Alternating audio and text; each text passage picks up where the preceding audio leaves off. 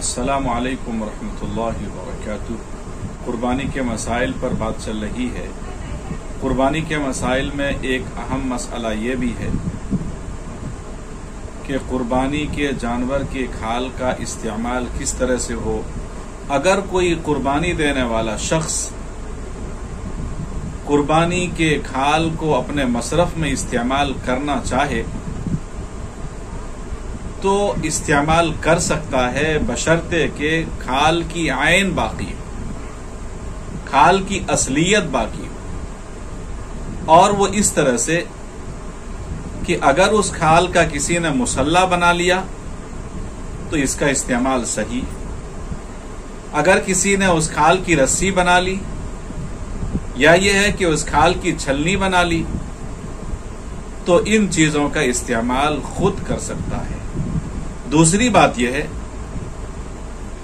کہ کھال کی رقم کو کہاں پر استعمال کرنا چاہیے اور کہاں پر نہیں کرنا چاہیے۔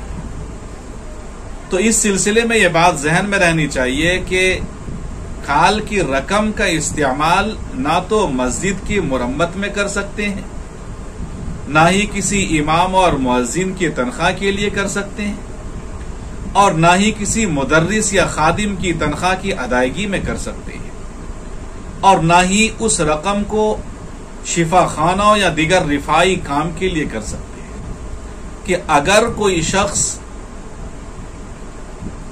کھال کو کسائی کو اجرت کے طور پر دینا چاہتا ہے تو یہ بھی جائز نہیں ہے۔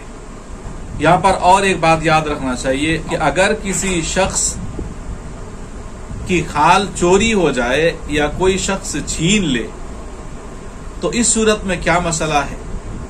تو اس صورت میں مسئلہ یہ ہے کہ اس کھال کی رقم کو صدقہ کر دیا جائے اگر استطاعت ہو، لیکن اگر استطاعت نہ ہو تو صدقہ نہ کرنے کی صورت میں بھی قربانی پر کوئی اثر نہیں پڑے گا۔ اور ایک بات یہاں پر ذہن میں رہنی چاہیے کہ اگر کھال میں کئی لوگ شریک ہیں اور اس کھال کے مصرف میں اختلاف ہو جاتا ہے تو اس صورت میں کھال کا کیا کرنا چاہیے؟ تو مسئلہ یہ ہے کہ تمام شرکاء میں کھال کو ٹکڑے کر کے تقسیم کر دیا جانا چاہیے۔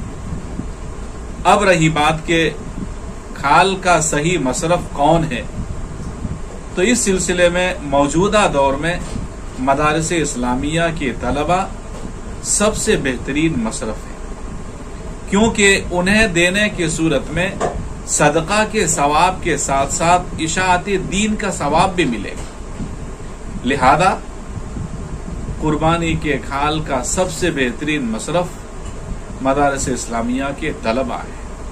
تو یہ کھال کے مصرف کے سلسلے میں چند ضروری باتیں تھیں جو میں نے آپ کے سامنے بیان کیا ہے۔ السلام علیکم ورحمۃ اللہ وبرکاتہ۔